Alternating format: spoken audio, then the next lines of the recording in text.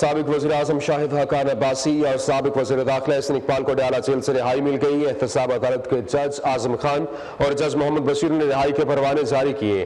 روبکاری Adiala jail انتظامیہ کو موصول، عدالتوں میں 1 کروڑ روپے کی الگ الگ تصدیق شدہ مسل کے جمع۔ اڈیالہ جیل کے باہر نون لیگی کارکنان کی نعرے بازی اور قائدین کا استقبال کیا گیا۔ ضمیر حسین سمیر کی رپورٹ دیکھیے۔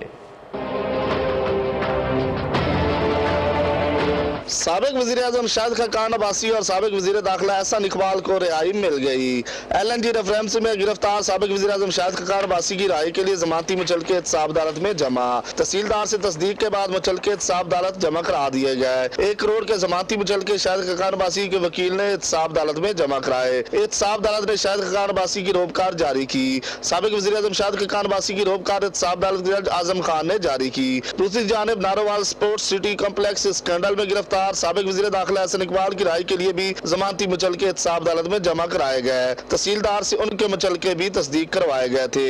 1 کروڑ کے ضمانتی مچلکے احسن اقبال کے وکیل نے احتساب عدالت میں جمع کرائے۔ احتساب عدالت نے سابق وزیر داخلہ احسن اقبال کی روبکار بھی جاری کر دی۔ سابق وزیر داخلہ احسن اقبال کی روبکار احتساب عدالت کے جج محمد بشیر نے جاری کی۔ دونوں نون لیگی رہنماؤں کی روبکاریں اڈیالہ جیل انتظامیہ کو پہنچائی گئی، جس کے بعد اڈیالہ جیل انتظامیہ نے اڈیالہ جیل سے احسن اقبال اور شاہد حقان عباسی کو رہا کر دیا۔